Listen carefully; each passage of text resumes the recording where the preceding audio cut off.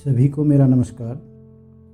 दोस्तों, मैं आज एक हिंदी कहानी आपके लिए पढ़ने वाला हूँ। कहानी बहुत अच्छी है, मुझे अच्छी लगी, इसलिए मैं आपके साथ इसे शेयर कर रहा हूँ।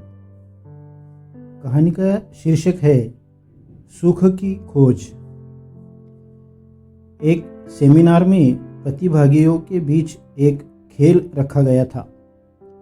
सभी को एक एक गुब्बारा और एक स्टिकर दिया गया था, जिस पर उन्हें अपना अपना नाम लिखने को कहा गया था। फिर इन गुब्बारों को एक बड़े हॉल में छोड़ने के लिए कहा गया। वहाँ करीब 200 प्रतिभागी थे और अब हॉल में 200 नाम लिखे हुए गुब्बारे बिखरे हुए पड़े थे। इसके बाद वहाँ वक्ता ने सभी प्रतिभागियों को निर्देश दिया कि अब आपको इस हॉल में जाकर अपना नाम लिखा हुआ गुब्बारा ढूंढकर वापस लाना है। सभी जल्दी से हॉल में घुसे और अपने अपने नाम का गुब्बारा खोजने लगे, लेकिन वहाँ अफरा तफरी मच गई। कोई किसी का गुब्बारा छीन रहा था, कोई ढूंढने की कोशिश में उलझ रहा था। इस आपाधापी में कई गुब्बारे फूट गए और अंततः अधिकतर लोग खाली हाथ लौटे। अब वक्ता ने दोबारा वही खेल खेलने को कहा। सभी को फिर से एक एक गुब्बारा और स्टिकर दिया गया, जिस पर उन्होंने अपना नाम लिखा और उसे हॉल में छोड़ दिया। लेकिन इस बार वक्ता ने एक नई शर्त जोड़ दी।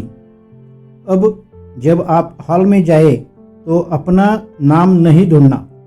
जो भी गुब्बारा मिले उस पर लिखा नाम पुकारकर उसे उसके मालिक को दे देना। सभी ने ऐसा ही किया।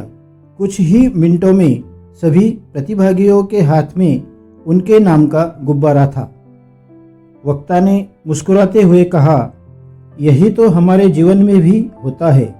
हम सभी अपनी अपनी खुशियाँ ढूंढने में इतने व्यस्त हो जाते हैं कि अफरा तफरी मच जाती है। लेकिन अगर हम दूसरों को खुशी देने का प्रयास करें तो खुद भी सुखी हो सकते हैं। इसका अर्थ यह नहीं है कि हमें अपने काम धंधे छोड़कर सेवा कार्यों में लग जाना चाहिए, बल्कि इसका मतलब यह है कि हमारे मन में हमेशा मदद और सहानुभूति का भाव होना चाहिए। किसी ज़रूरतमंद के लिए सहानुभूति के 2 शब्द भी बड़ा अच्छा काम करते हैं, और यदि हम वास्तव में कुछ सहायता कर सके तो उसका असर बहुत गहरा होता है। कोई भी अच्छा काम व्यर्थ नहीं जाता। कभी न कभी कहीं ना कहीं वह जरूर रंग लाता है। अगर कोई सुख की तलाश में है तो वह बड़ी कोठी, महंगी कार, ढेरों नौकर चाकर या ऊंचा सामाजिक पद पाकर भी उसे नहीं पा सकता।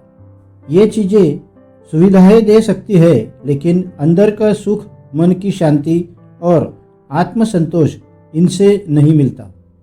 दूसरों में अच्छाइयाँ देखें, लेकिन यह भी याद रखें कि वे भी आप में अच्छाइयाँ ही देखना चाहते हैं।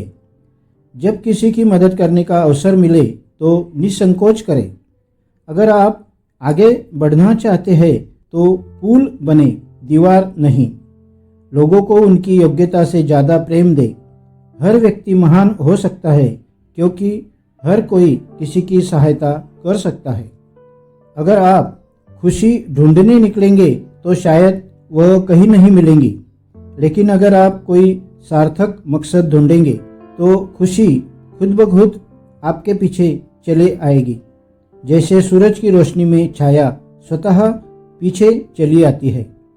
तो दोस्तों, आइए अपने जीवन में सुख की सही परिभाषा को समझें और इसे दूसरों के साथ साझा करें। धन्यवाद।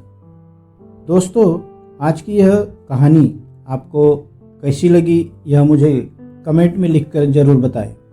यह कथा अगर आपको अच्छी लगी है तो लाइक ज़रूर करें, और अगर अभी तक आपने मेरे इस चैनल को सब्सक्राइब नहीं किया है तो ज़रूर सब्सक्राइब करें।